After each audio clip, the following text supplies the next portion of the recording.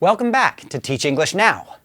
In the last video, we discussed the importance of writing clear objectives in developing assessments for your learners, and how objectives should guide your assessment design. In this video, we'll discuss different types of assessment and how they work to measure whether your students have actually met your objectives or not. There are really only two types of learning you can measure: memory, sometimes also called recall, and knowledge. You might be thinking to yourself, what is the difference between memory and knowledge? Aren't they the same thing? Well, they're really not. And there is a very important difference we're going to talk about in connection with designing assessments. First, let's talk about memory. Memory refers to the type of learning that comes from memorization. For example, children all over the world memorize their multiplication tables.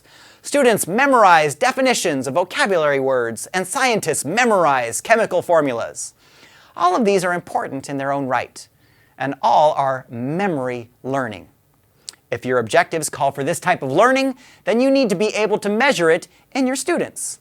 Assessing memory learning is done by asking students to recall items they have learned. For example, if one of your objectives is to have students define a list of vocabulary words, then you might give them a quiz with a list of words and a list of definitions and ask them to match the definitions with the words. Or you might give them just the list of words and ask them to write down the definition on their own. In either case, you are asking them to recall. Recall the definitions they have learned during the learning activities you designed to help them accomplish your objectives. Some language teachers think that memory learning is less important than knowledge, which I'll talk about in a minute. This is because memory learning tends to be short-term, and if it is not used often, learners can easily forget things they have memorized. That is where practical ideas like spaced repetition and learning vocabulary is helpful. They promote frequent recall of memory learning to help it stick longer. However, just because memory learning requires a lot of repetition and work to make it stick, it doesn't mean it is less important. Besides definitions, students need to know parts of speech, synonyms, antonyms, and other information about vocabulary they are learning, all of which generally require memory learning. In the beginning, students may memorize useful phrases in the target language to help them get by until they can understand and communicate better. Yes, memory learning certainly has its place in language teaching. The second type of learning is knowledge learning. Knowledge refers to not only just memorizing information, but learning how to apply that information to achieve a specific goal. For example, people studying to get their driver's license have to memorize the rules of the road. But before they take the driving test, they must apply their knowledge of the rules of the road to avoid accidents during hours of driving practice. If you ask someone who has been driving for several years without any accidents, they may not be able to recall the details of every rule they memorized when they first got their driver's license. But they certainly have shown they know how to apply those rules to safely drive their car. Knowledge learning is generally assessed through performance-based assessment, where students are placed in situations that require them to apply the things they have learned to complete a goal.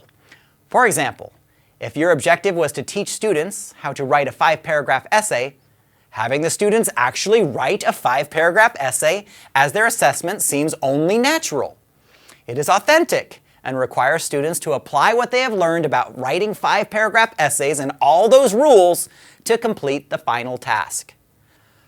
Most teachers would agree that language teaching is more knowledge learning than memory learning, especially when the goal is to use the language for meaningful communication. Effectively using the language requires more than memorizing a list of words or grammar rules. Granted, if your purpose is something other than communication, as in the grammar translation approach or the reading approach, then your objectives might include more memory learning. However, for teachers who align themselves with the communicative approach, your objectives will include a lot of knowledge learning and less memory learning. Now, let's talk a little more about assessing knowledge learning.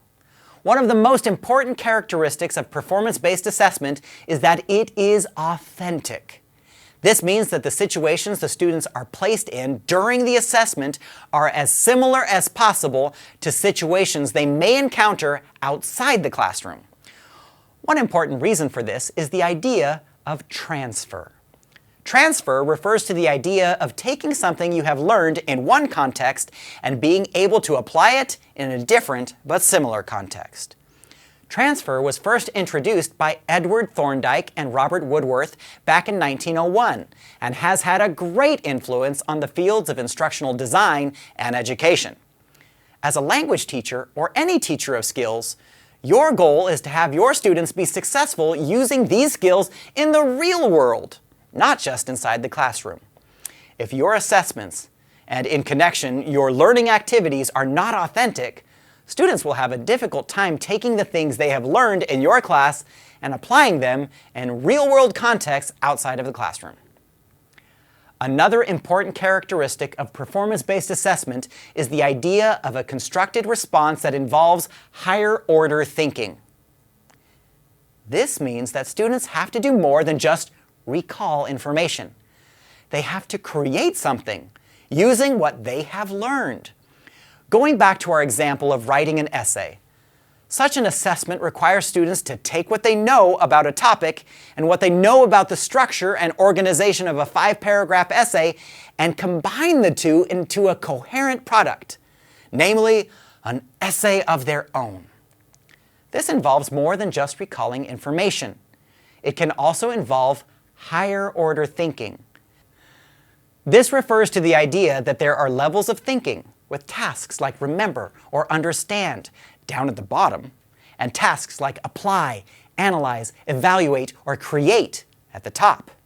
As you can imagine, analyzing or evaluating something takes much more understanding of the principles involved than simply remembering or understanding. Thus, performance-based assessments should do more than just ask students to remember or understand, but should require them to synthesize information, analyze details, evaluate ideas, and create a product based on what they have learned. Another type of authentic assessment that is commonly used in language teaching is portfolio assessment. A portfolio is simply a collection of work that showcases students' skills and abilities. Artists and photographers use portfolios to show clients what they can do, and are often used in job interviews and college applications.